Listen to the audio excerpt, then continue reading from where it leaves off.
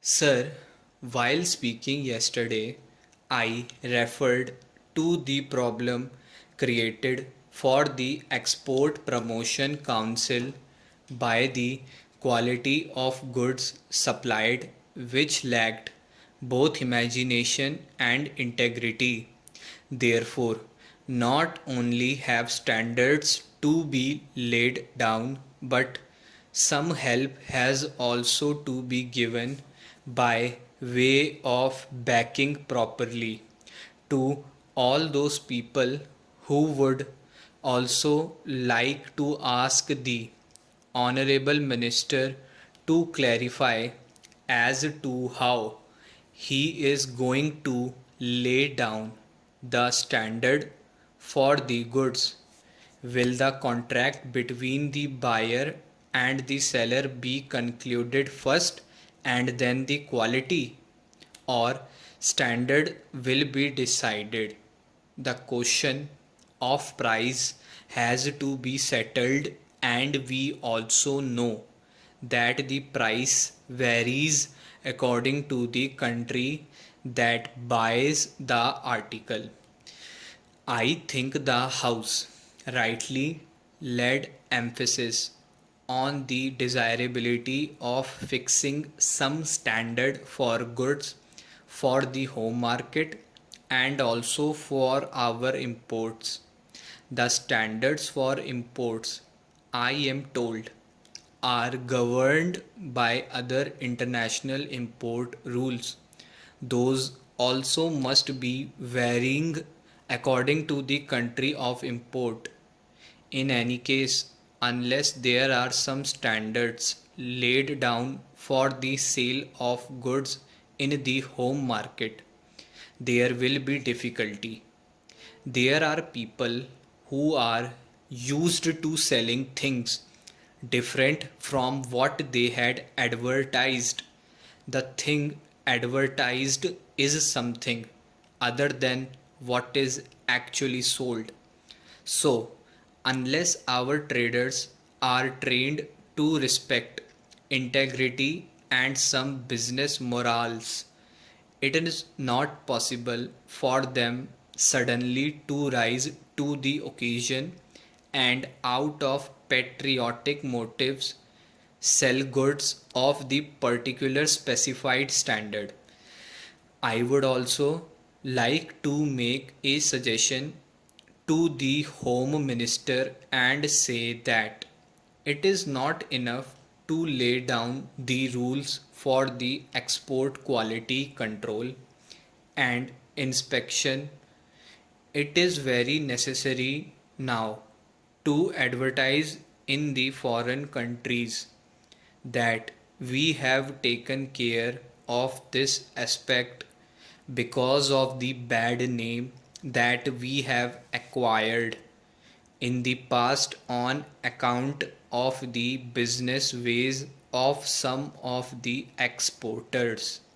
We have acquired a very bad name in some of the countries, and in order to counteract that, we have to undertake wide publicity in foreign countries to undo what has been done so far. There is one more question which I would like to ask the Honorable Minister so that he may clarify the doubt that may be in the minds of some honorable members. It is stated that the funds for the Export Promotion Council would be partly from the government and partly from the funds paid by way of donation. I want to know whether the donors, if they are business people, would not be in a position to take advantage of the position and misuse this export promotion council. Instead, I would suggest that heavy fees may be prescribed for the inspection of the goods, and if necessary all the money that is required should come from the government and no money should be accepted by way of donations. I would also like the government to see that punishment is not so much in the form of fine, because it is well known that where money is got freely, either through black marketing or by taking advantage of certain trade conditions, fine is no consideration at all. 10 or even 100 times the fine can be made good by the people who indulge in these malpractices. Therefore, it is not only enough to prescribe punishment for the persons who are found guilty under this act, but it is also necessary that we prescribe heavy punishment for the inspectors so as to leave no room for suspicion in the minds of the people. I would now like to refer to the question of co-option.